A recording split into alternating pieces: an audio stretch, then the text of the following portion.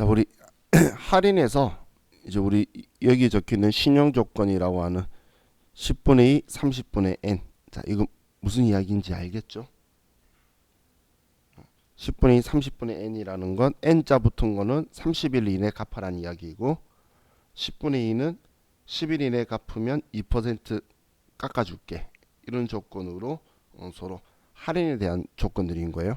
그럼 당연히 우리가 매입자의 입장이 있을 수도 있고 매출자의 입장으로 우리가 이 조건을 제시할 수도 있겠죠. 그럼 우리가 매입 말고 매출을 가지고 보면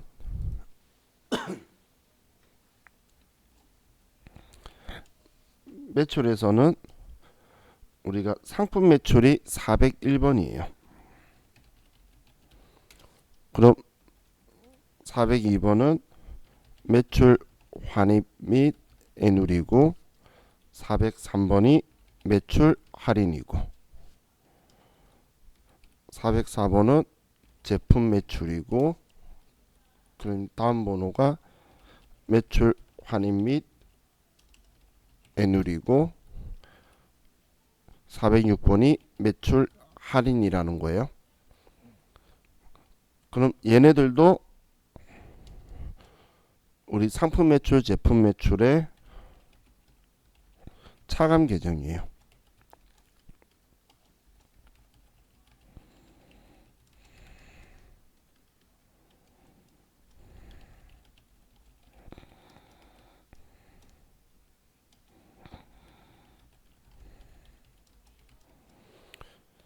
그럼 이 둘 다 차감 계정인데 여러분들이 한 가지만 좀 인지하시면 좋겠는 게 지금 얘네들은 상품이나 원재료는 재고 자산이죠. 그래서 자산의 차감 계정인데 상품 매출, 제품 매출은 수익이에요. 영업 수익. 그럼 얘네들은 수익의 차감 계정이라는 거예요. 자산의 차감 계정이 아니라 내가 지금 얼마에 팔았는데 얼마 깎아줬으니까 그럼 그 돈 못 받은 거잖아요. 그래서 나의 매출을 줄여주는 수익의 차감 계정들이라는 거예요. 자, 예를 들어서 X년도 1월 1일 날 우리가 제품 100만원치를 매출하고 신용 조건을 이렇게 걸었어요. 그러면서 외상으로 매출을 하게 되면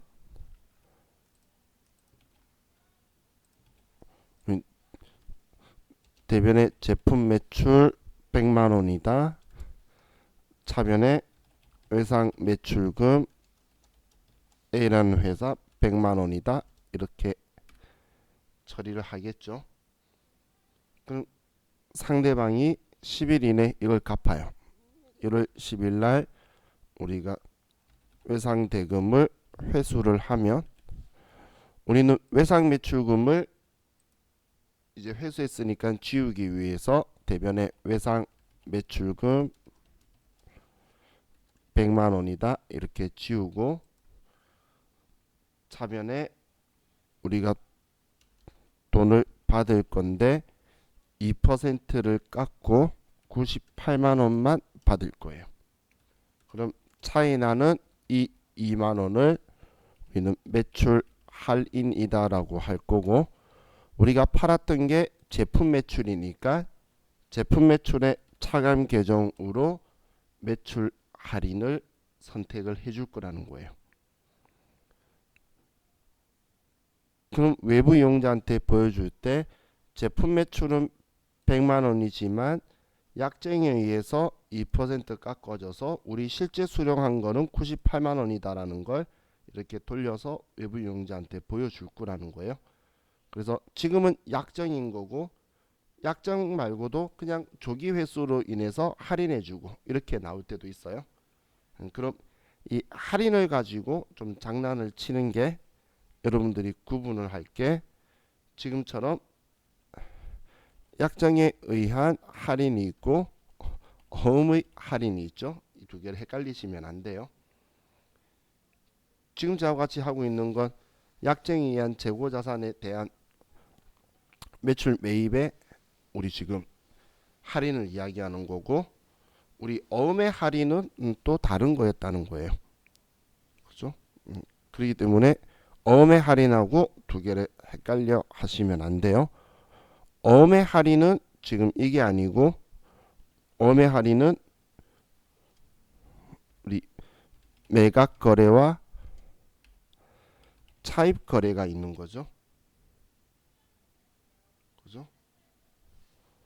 아, 죄송해요. 155번이 아니다. 이건 원재료 거죠? 맞아요. 제가 정리줄 놨어요. 406번이죠? 그죠?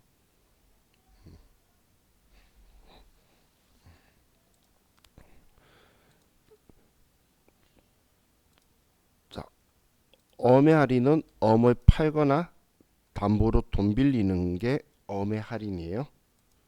그래서 자, 이 어음의 할인은 이렇게 분개가 되죠. 대변에 제품 매출하고 차변에 받을 어음이다 이렇게 처리한 후에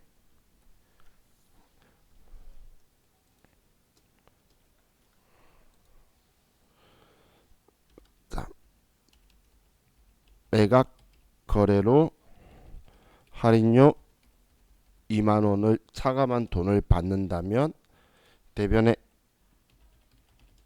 받을 어음 100만원은 이제 팔았으니까 지우기 위해서 100만원을 쓰고, 나는 98만원만 받을 거고, 차이 나는 이 2만원은 매출 채권 처분 손실이라는 계정 과목을 쓸 거예요. 이 할인료를. 그런데 차입 거래로 할인료 2만원을 우리가 뺀 돈을 빌려온다면 이때는 어음을 담보로 돈 빌린 거예요. 그리고 100만원 주면서 어음을 돌려받을 거기 때문에 우리는 뭐 단기 차입금이나 장기 차입금이라는 이런 부채 계정 과목을 쓰고, 차변에 돈을 받을 거고, 차이 나는 이 2만원은 이자 비용이다라고 처리를 해줄 거예요. 얘는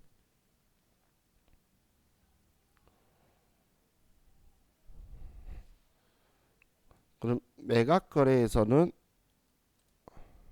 할인료가 매출채권 처분 손실이고, 차입 거래에서는 할인료가 이자 비용이라는 계정 과목을 쓰는 거예요.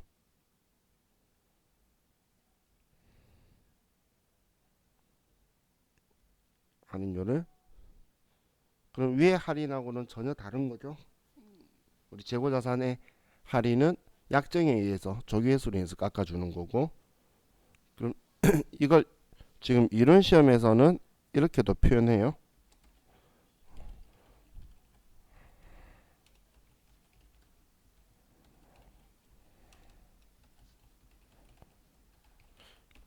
어음의 할인료는 영업외 비용으로 처리한다.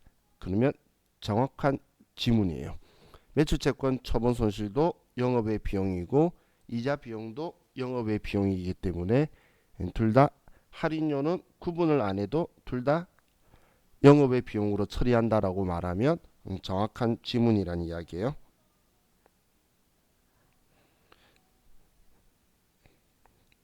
이것도 이런 식으로 점점 나와요. 매각 거래는 매출채권 처분 손실, 차입 거래는 이자 비용.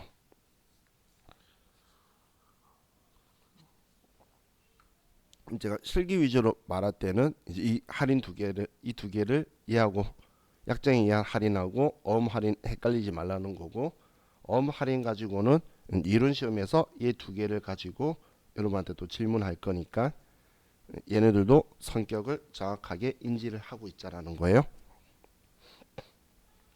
자, 자 그럼 이제 우리 52페이지에 재고자산 원가 배분이 있는데,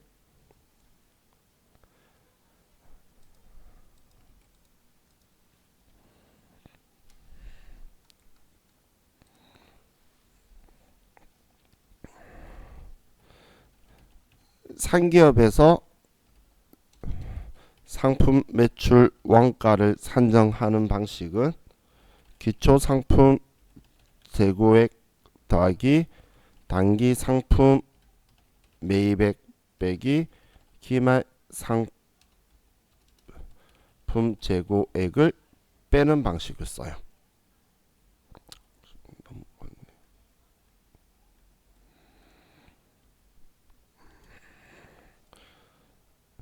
근데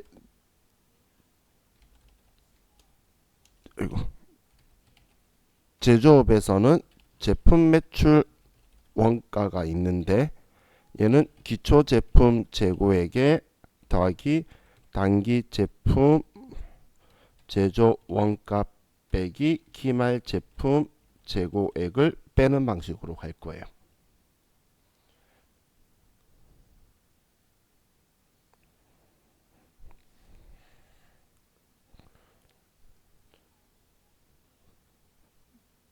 그럼 우린 이것 때문에 기말에 결산할 때에 기말 상품이 얼마인지 기말 제품이 얼마인지를 우리가 금액을 쓰면 컴퓨터가 매출 원가를 산정하도록 우리가 정보를 주어주는 거다라고 보시면 돼요.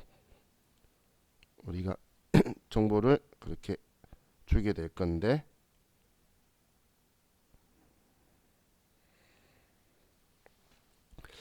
자,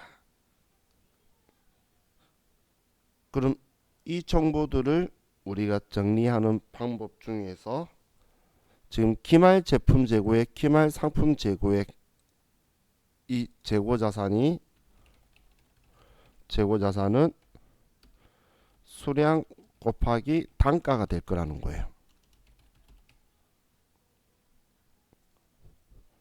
그럼 먼저 수량을 결정하고 한 개당 단가가 얼마이냐를 산정해서 얘네들이 값이 나와야 되겠죠.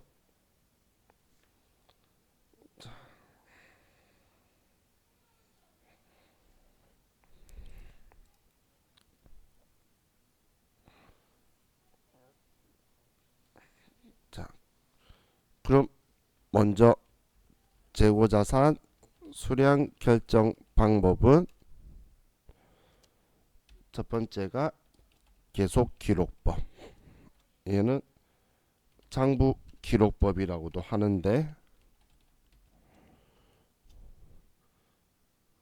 이 방법은 우리 기초 재고 수량 더하기 단기 매입 수량 빼기 단기 판매 수량을 하면 기말 재고 수량을 추정하는 방식이에요.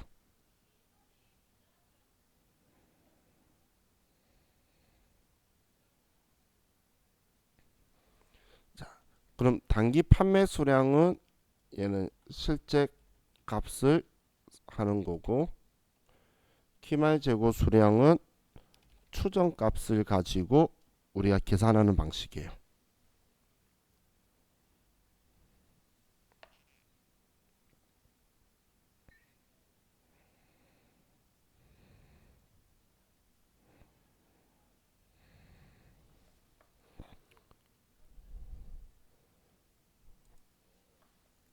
그럼 실지 재고 조사법이라는 건 기초 재고 수량의 단기 매입 수량까지는 같은데 우리는 판매할 때는 카운팅을 안 하고 기말 재고 수량만 더해 우리가 개수를 세어서 그러면 나머지는 단기 판매 수량이 된다라고 값을 추정하는 방식이에요. 얘는 기말 재고 수량이 실제 값이고 단기 판매 수량이 추정 값으로 사용하는 방법이 실지 재고 조사법이다라고 보시면 돼요.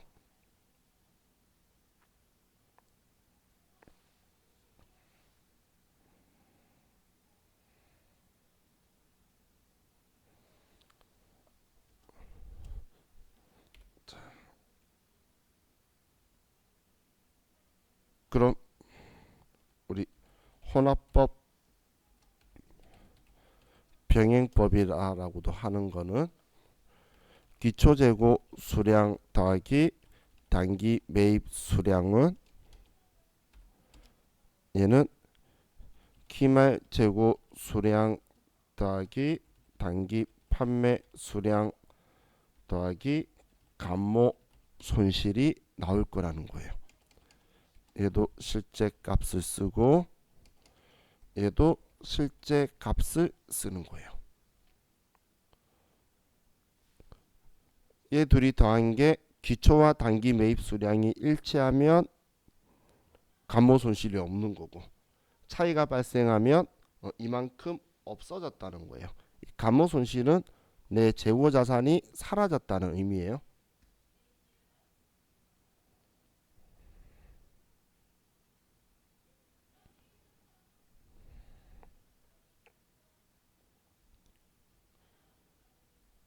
그럼 전에 제가 이걸 T 계정으로 쓰는 게 훨씬 더 좀 보기 편하다라고 했었죠. 그래서 T 계정으로 쓰면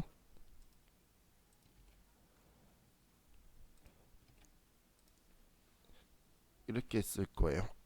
기초 재고 수량의 단기 매입 수량, 기말 재고 수량, 그리고 단기 판매 수량. 그럼 얘 둘이가 차변과 대변의 합이 일치해야 되는데 일치하지 않으면 그만큼이 우리는 감모 손실이다라고 해서 이 감모 손실을 파악하는 방식이에요. 결론은 지금 위에 공식이랑 얘랑 얘 같다라고 하면 같은 거죠. 그렇죠? 차변 대변의 합은 일치하다라는 기준으로 가는 거기 때문에 그럼 얘 둘이는 서로 같다는 이야기예요. 그럼 이런 방식으로 우리는 재고자산 수량을 계산을 할 건데, 자, 이걸 가지고 우리 56페이지의 금액으로 감모 손실로 좀 바로 한번 가볼게요. 우리 56페이지에 자, 재고자산 감모 손실의 분계로 가면 지금은 수량인데 이걸 금액으로 바꾸면 기초 재고액이 되는 거고 단기 매입액이 되는 거고 기말 재고액이 되는 거고 우리 얘가 매출 원가가 되는 거예요. 매출 원가가.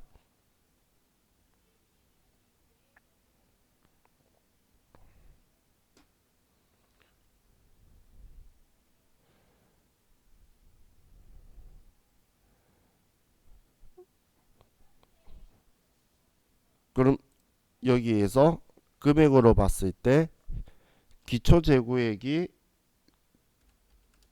1,000원이고 단기 매입액이 2,000원이다.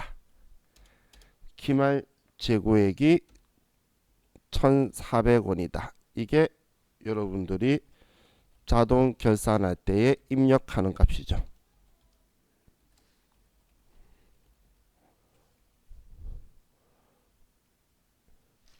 기말 재고자산 금액을 써주는 게 이 값을 쓰는 건데, 그럼 이 값을 써서 여러분들이 자동 결산에서 전표 추가를 하면 컴퓨터가 분계를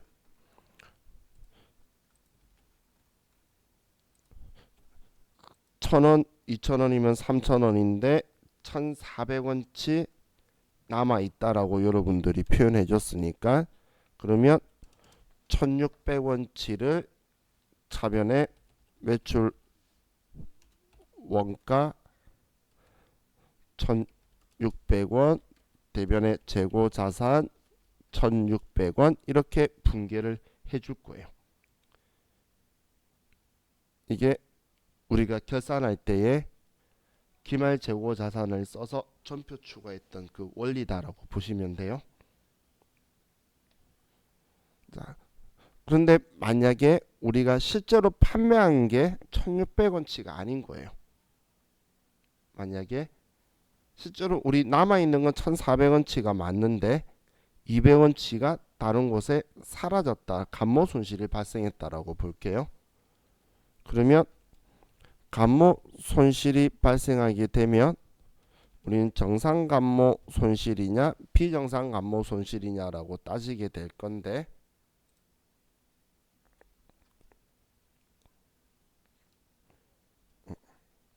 자, 그럼 정상 감모 손실은 얘는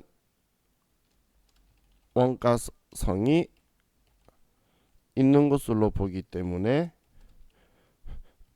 매출 원가로 처리를 할 거예요. 영업 비용으로 처리를 할 거라는 거예요. 그럼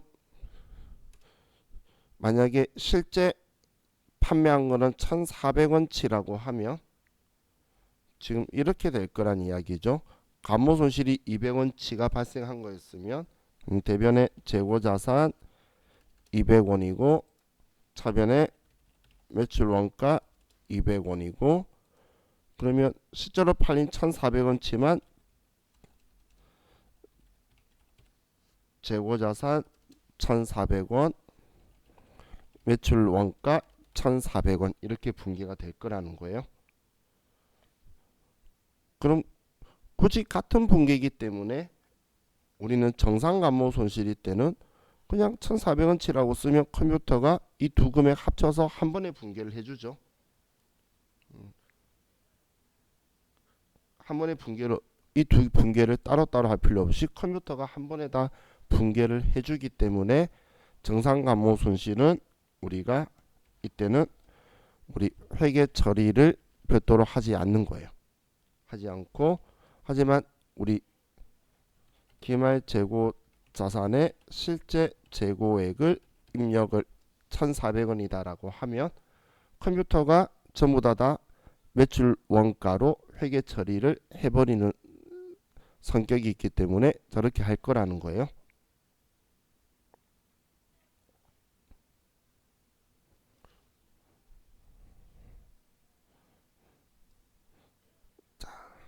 그럼 비정상 감모 손실이 발생하면 원가성이 없기 때문에 그럼 이때 매출 원가로 처리하는 게 아니라 재고자산 감모 손실 영업외 비용으로 처리하는 거예요.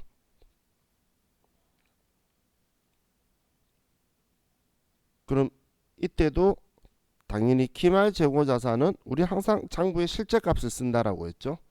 그럼 실제 재고액을 쓸 건데, 그런데 지금 실제 재고액은 1,400원이면 1,400원 쓰면 매출 원가에 포함시켜 버린다는 거예요. 그래서 매출 원가에 포함시키지 않으려고 이때는 이렇게 분개를 할 거예요. 차변의 재고자산 감모 손실 200원이다. 대변의 재고자산 타계정으로 대체 적용 8번 200원이다. 이렇게 쓰게 되면 우리 컴퓨터는 우리가 그렇게 쓰면 이렇게 준비하고 있을 거예요. 차변의 기초재고액 1,000원, 단기 매입액 2,000원, 그리고 타계정으로 대체 200원.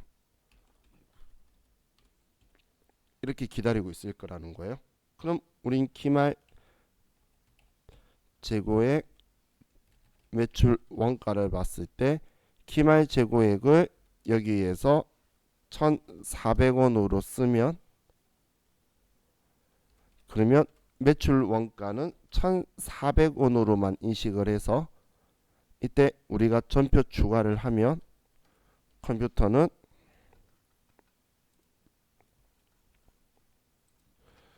차변에 매출 원가 6,400원만 붕괴를 할 거라는 거예요. 그렇게 해서 지금 타계정으로 대체의 적요 8번을 써서 붕괴를 하는 목적은 여기에 집어넣어서 매출 원가로 얘를 원가성이 없기 때문에 매출 원가에 포함시키지 않으려고 우리가 계산할 때 수동 계산으로 얘를 회계 처리를 먼저 해준다는 거예요. 그렇기 때문에 자 우리가 이제 결산 문제에 나오게 되면 얘는 수동 결산으로 해서 꼭 이 붕괴를 먼저 직접 회계 처리를 해줘야 돼요.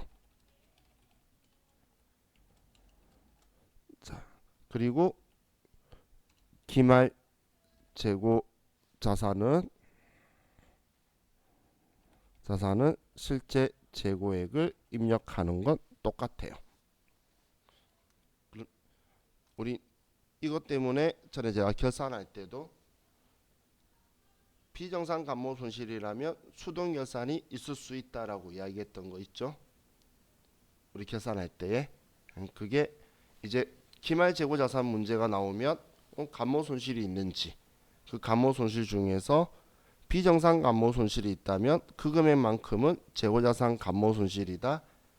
그럼 원재료다, 제품이다. 뭐 이렇게 해서 수동 결산으로 직접 붕괴를 해서 타계정으로 대체 적요 8번을 써야 우리 컴퓨터는 이걸 먼저 인지할 거고 항상 꼭 수동 결산을 먼저 해야 돼요. 수동 결산을 해놓고 들어가야지 컴퓨터는 인지를 하고 이걸 뺀 나머지 금액을 우리 인식을 할 거니까 여러분들이 이 붕괴를 꼭 기억하셔야 돼요. 우리 결산을 위해서. 우리 컴퓨터 가지고 한번 볼까요?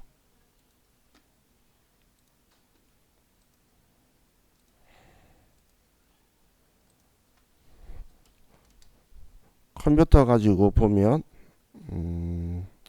제품으로 하면 눈에 좀 잘 안 띄실 거니까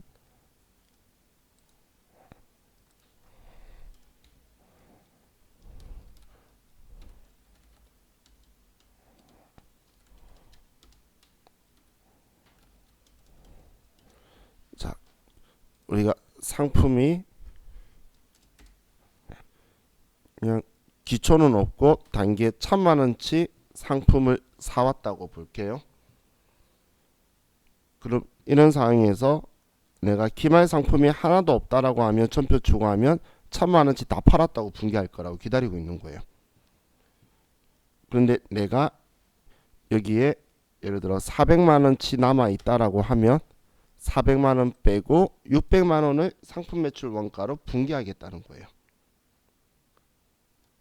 그럼 우리가 지금 얼마 있다라고 해야 걔가 기말이 지금 남아있는 거니까 아직 팔리지 않은 거죠.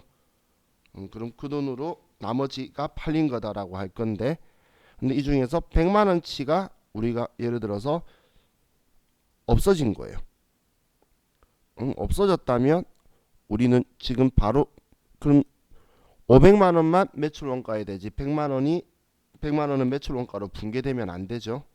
그럼 안 되면 여기 들어오기 전에 일반 전표 12월 31일 날 대변에 상품 타계정으로 대체 100만원 차변에 재고자산 감모 손실 100만원이다 라고 이렇게 붕괴를 해놓고 그리고 나서 결산자료 입력으로 오면 이번엔 100만원 얘가 들어와 있다는 이야기예요.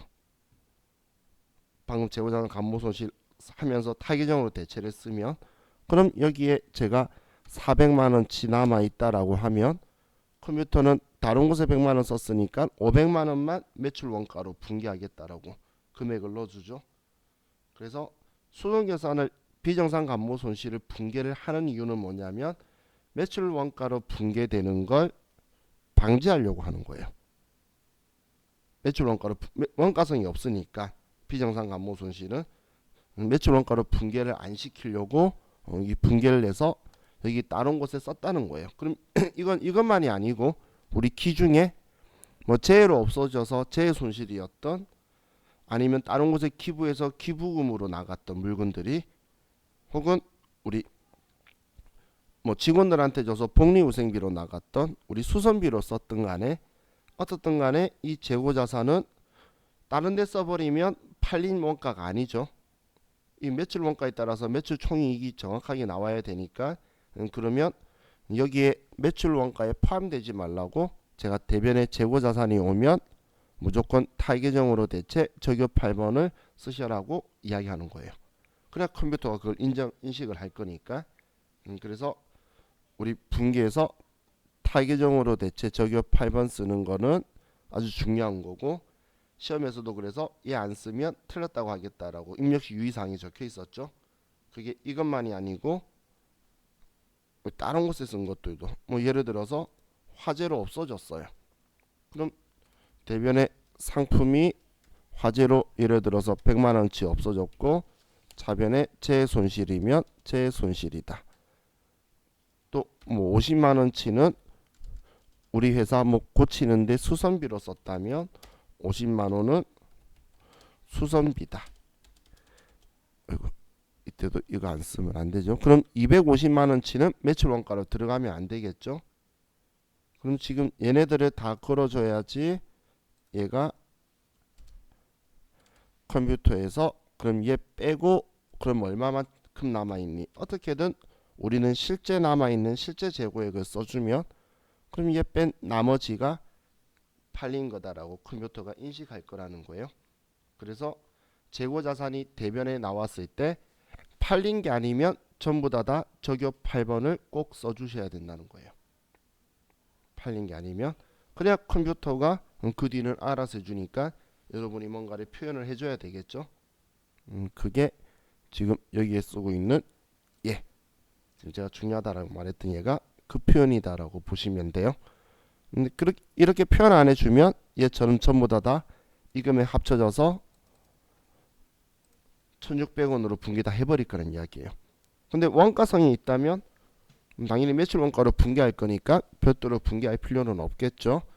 그럼 정상 안모 손실이든 비정상 안모 손실이든 결산할 때 둘 다 실제 재고에 입력하는 건 똑같은 거예요. 항상 실제 값을 쓰는 건 똑같은 건데 얘를 매출 원가에 들어가게 할 거냐 들어가지 않게 할 거냐에 따라서 분계가 있다 없다가 차이 난다. 그럼 이 재고자산 감모 손실이라는 계정 과목은 영업 외 비용 계정 과목이라는 거예요. 그래서 얘를 영업외 비용으로 처리해서 우린 자산이 사라진 거니까 비용 처리하는데 원가성이 없으니까 영업외 비용 900번대로 처리되는 거예요. 자, 이게 우리 감모 손실 가지고 이야기를 했고, 자, 다음 다시 교재 53페이지로 가서 자, 단위당 원가를 결정하는 방법으로 오면 자, 이번엔 재고자산 단가 결정 방법이에요.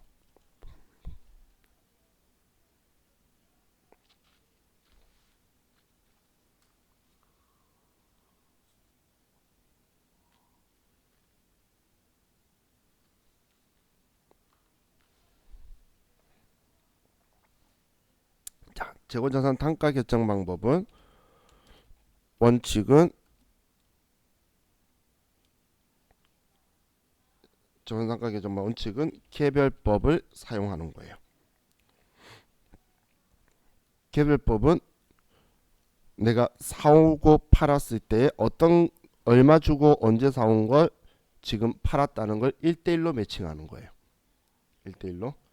그래서 가장 정확한 방법이지만 현실성은 가장 떨어지는 방법이다라고 보시면 돼요.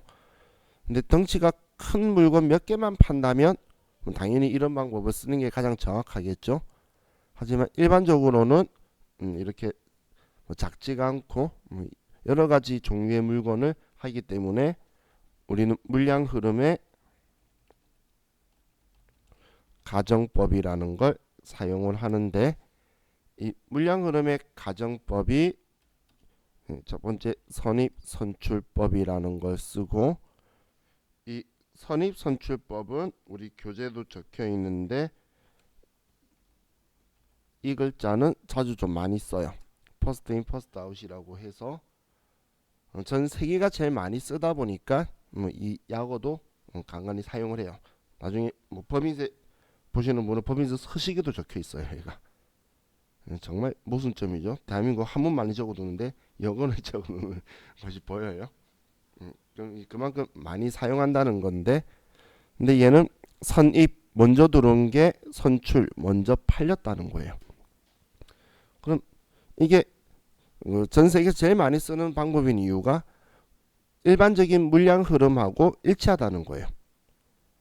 그래서 물가가 상승하고 있으면 과거에 사왔던 순서대로 가니까 대응되는 원가도 똑같이 상승을 하고 있겠죠. 그래서 물량 흐름이 일치하다라는 장점이 있는데 이 방법의 단점이 뭐냐면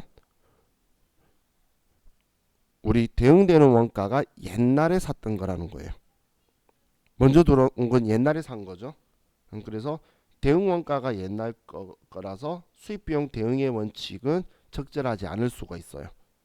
하지만 그걸 반대로 생각하면 장점은 기말 재고 자산이 최근에 산 건 내 창고에 남아 있다는 거예요. 그래서 기말 재고 자산이 우리 현행 원가를 반영된다라는 또 장점이 될 수가 있겠죠. 뭐 장단점이 서로 반대죠. 옛날에 샀던 게 우리 대응 원가로 된다라는 거. 그래서 물가가 상승하게 되면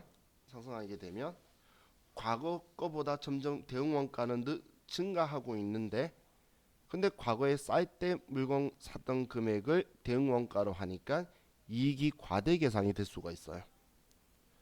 작년에는 한 개 사올 때에 1,000원이었는데 올해 2,000원인 거야. 근데 작년에 산 게 그대로 남아 있으면 작년 거 팔았다라고 해버리면 대응 원가가 1,000원이니까 이익이 더 많이 나오게 되겠죠. 그럼 우리는 보수주의 회계를 하기 때문에 그러면 이익의 과대 계산이라서 안 좋은 부정적인 측면이 높다는 거예요. 그래서 이 선인선출법의 장단점은 그런 곳에 있다라고 보시면 돼요. 자, 다음이 가중평균법. 자, 가중평균법에는 이동평균법이 있고 총평균법이 있는데, 이동평균법은 수량결정 방법을 계속기록법을 사용하는 곳에서 쓰는 평균법이고, 총평균법은 실질재고조사법을 사용하는 곳에서 쓰는 평균법이라고 보시면 돼요.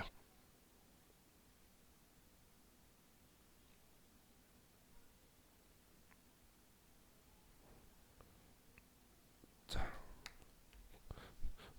그럼 여기에서는 이동평균법은 매번 우리가 물건을 사올 때마다 평균을 내는 방식이에요. 매번 사올 때마다 평균을 내어서 팔리기 직전까지 평균 가격 단가가 팔린 거에 대한 원가다라고 계산하는 방식인 거고, 총평균법은 그냥 그런 거 안 하고 기말에 이번 단기에 총 사온 게 얼마인지를 봐서 몇 개 사왔고 전체 사올 때 얼마 들었다, 전체 평균 내는 거예요. 그래서 기말 재고 자산은 그 평균 가격에 남아있는 재고 자산 수량을 곱하고, 그리고 나머지는 팔린 것 수량이 곱하면 매출 원가가 되는 방식이 총평균법이다라고 보시면 돼요. 내일 이거 숫자 가지고 좀 계산도 내일 좀 볼 거예요. 다음 우리 후입 선출법은 이건 있으니까 쓰긴 하는데 약어는 잘 안 써요. 왜냐면 우리나라에서 주로 하는 거이기 때문에. 이 후입선출법은 최근에 들어온 게 먼저 팔렸다고 이제 보는 건데, 이 방법을 그 이론상 글로 적혀 있는 곳에서는 사용하지만 계산하는 문제에서도 등장을 안 하는 이유가, 이건 계속기록법 쓰는 것하고 실질재고조사법 쓰는 거에 제일 마지막에 샀다고 말하는 기준 근거가 틀려요. 장부에 계속 쓰고 있으면 팔리는 시점 직전에 산 게 최근에 산 걸로 될 건데, 실질재고조사법을 쓰면 그냥 기말 12월 31일 기준으로 간다는 거예요. 그러면 계산할 때 이 두 방식에 따라서 제일 마지막에 산 거에 대한 그게 팔린 거에 대한 게 산정하는 단가가 틀리게 나오게 되겠죠. 그래서 계산하는 문제는 전 대한민국의 모든 시험에서 다 한 번도 못 봤어요. 근데 이제 얘 특징에 대해서 이야기를 하면 제일 최근에 산 게 그래도 지금 팔렸다고 하는 거니까 수익 비용 대응의 원칙에는 제일 맞다라는 거예요. 지금 방금 막 산 게 팔렸으니까 지금 시가가 팔린 대응 원가가 되겠죠. 그럼 얘의 단점이 옛날에 산 거는 계속 창고에 남아 있을 수 있다는 거예요. 재고를 다 소진하지 않는 이상은 과거에 샀던 재고는 계속 기말 재고로 남아 있는 그런 단점이 되겠죠. 그래서 기말 재고 자산이 현행 원가를 반영하지 못한다라는 단점을 가지고 있는 게 후입선출법이에요. 그래서 여러분들이 나중에 회사에 가시면 우리 회사 실제 물량 흐름은 이걸로 하고 있는데 계산은 이걸로 하는 회사가 많아요. 왜냐면 창고에 문은 한 개잖아. 그럼 안에서부터 쌓아 나오고 바깥쪽에 있는 걸 가지고 가요. 그러면 실제는 이해를 하고 있지만 그냥 계산으로 돈 들어오고 나간 금액은 이걸로 하고 있는 곳이 더 많다는 거예요. 근데 그렇게 할 수 있는 게 부패되지 않는 물건들은 뭐 이게 이렇게 해도 상관이 없겠죠. 근데 부패되는 뭐 우유를 가지고 후입선출법 쓰게 되면 옛날 건 취재가 돼 있을 거예요. 그럼 말이 안 되겠죠. 그렇기 때문에 일반적으로는 이제 계산상으로는 이걸 제일 많이 사용을 하고 있다라고 보시면 돼요. 그래서 지금 우리 교재에서도 뭐 후입선출법은 IFRS에서는 인정 안 한다 뭐 이렇게 적혀 있죠. 근데 우리 일반 기업 회계 기준에서는 인정을 해요. 그래서 내일 저와 같이 계산해 보면 일반 기업 회계 기준에서는 얘를 좋아하는 이유가 있어요. 왜냐면 물가가 상승하고 있잖아.